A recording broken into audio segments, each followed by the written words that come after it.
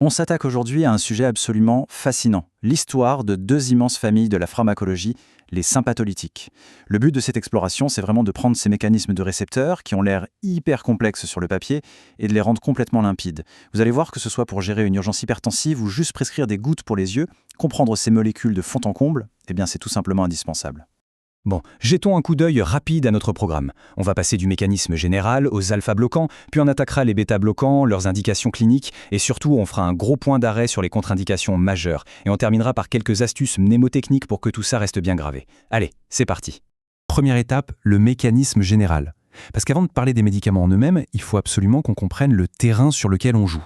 Concrètement, qu'est-ce qu'un sympatholytique? Imaginez ces médicaments comme des boucliers physiques. Leur boulot, c'est de venir se placer sur les récepteurs adrénergiques, qu'ils soient alpha ou bêta, et de bloquer l'accès aux catécholamines comme l'adrénaline. C'est de l'antagonisme pur et simple. En gros, on coupe littéralement le signal. Plus de signal, plus de vasoconstriction, et la tension dans les vaisseaux sanguins chute. C'est aussi direct que ça. Ce qui nous amène à notre deuxième partie, le ciblage des fameux récepteurs alpha. Voyons un peu comment on utilise ça en clinique pour faire baisser cette résistance vasculaire.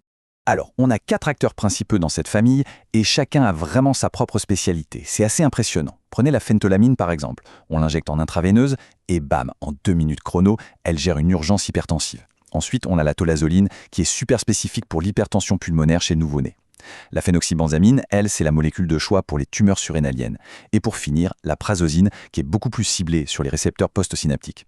Et justement, c'est là qu'on voit un contraste dingue au sein d'une même famille. D'un côté, on a la prazosine, elle est sélective, chirurgicale sur les récepteurs alpha-1, et surtout, son action est réversible. De l'autre côté, la phénoxybenzamine. Elle, c'est tout l'inverse. Elle s'accroche au récepteur et elle ne le lâche plus. C'est irréversible. Son effet neutralisant dure jusqu'à 18 heures. C'est exactement ce qu'il faut pour bloquer les décharges massives et dangereuses d'un phéochromocytome. Pour bien visualiser, imaginez un patient avec un syndrome de Raynaud, ou même une ischémie causée par une fuite de noradrénaline en intraveineuse. Ses doigts deviennent tout blancs, la vasoconstriction est extrême. Eh bien, on administre de la phentolamine, et que se passe-t-il?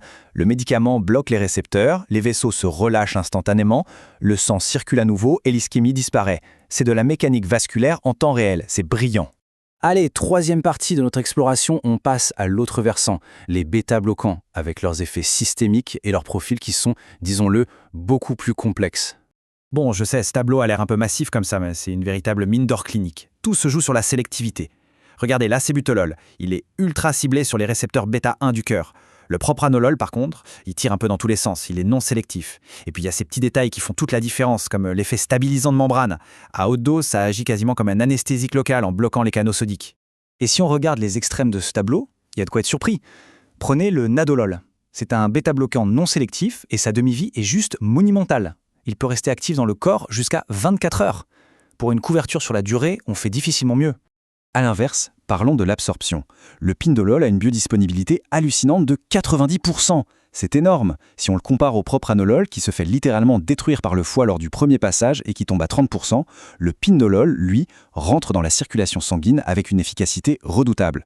Quatrième point, les indications cliniques. Maintenant qu'on a posé la théorie pharmacologique, voyons concrètement à quoi ça sert sur le terrain. C'est fascinant de voir le grand écart entre ces indications. D'un côté, on a l'usage cardiovasculaire très classique. On bloque les récepteurs bêta-1 sur le cœur et les reins pour calmer le rythme et faire baisser la tension artérielle. C'est une action globale. Mais de l'autre côté, on a une utilisation hyper ciblée en ophtalmologie. Avec du timolol sous forme de gouttes, on vise directement les corps ciliaires de l'œil pour freiner la production de liquide. Résultat, on fait chuter la pression du glaucome sans passer par le cœur. Mais attendez, c'est pas tout. Le propranolol, c'est un véritable couteau suisse. En endocrinologie, on l'utilise pour bloquer la conversion des hormones thyroïdiennes. En neurologie, il fait des merveilles comme traitement de fond contre les migraines ou pour calmer les tremblements musculaires. Et il bloque même les symptômes physiques de l'anxiété. Vous savez, ce cœur qui s'emballe juste avant de parler en public, eh bien, il stoppe ça net. Cinquième section est de loin la plus importante, les intoxications et les contre-indications. Là, on parle des drapeaux rouges du monde réel qu'il faut impérativement connaître par cœur. Alors ça, c'est le danger absolu. Les récepteurs bêta-2, c'est ce qui maintient nos voies respiratoires grandes ouvertes. Si on donne un bloqueur non sélectif, on provoque inévitablement une bronchoconstriction sévère. C'est une règle d'or en pharmacologie, on prescrit jamais, au grand jamais, ces molécules à une personne asthmatique. Et attention, même avec les bloqueurs qu'on appelle sélectifs, le risque existe toujours, car la sélectivité n'est jamais parfaite à 100%. Ensuite, il y a un piège un peu plus sournois, un vrai risque métabolique. Ces médicaments bloquent la libération de sucre par le foie. Donc, chez un patient diabétique sous insuline, ça enlève carrément son filet de sécurité naturel en cas de pépin. Et pire encore, ça masque les signes comme les palpitations qui préviennent d'une hypoglycémie imminente. Ajoutez à ça que ça fait grimper les triglycérides et on comprend vite pourquoi il faut surveiller ce profil métabolique comme le lait sur le feu. Allez, 6e et dernière partie, on va faire une petite synthèse avec des moyens mnémotechniques, histoire que tout ça reste bien ancré dans vos mémoires. Des questions à tir rapide, c'est parti. Petit quiz. Face à une tumeur surrénalienne, quel est cet alpha-bloquant qui s'accroche tellement fort au récepteur que son effet dure jusqu'à 18 heures? La réponse, c'est la phénoxybenzamine. Et pour s'en souvenir, c'est super simple, phénox égale irréversible. Les sonorités phéno et ir se répondent parfaitement, ça rentre tout seul. Deuxième question. Vous initiez un traitement à la prazosine. Quel est le risque majeur absolu auquel il faut s'attendre lors de la toute première dose? C'est ce qu'on appelle l'effet Praz-chute. Ce petit jeu de mots, c'est pour se rappeler de l'hypotension orthostatique sévère. En gros, la tension artérielle chute brutalement à la première prise.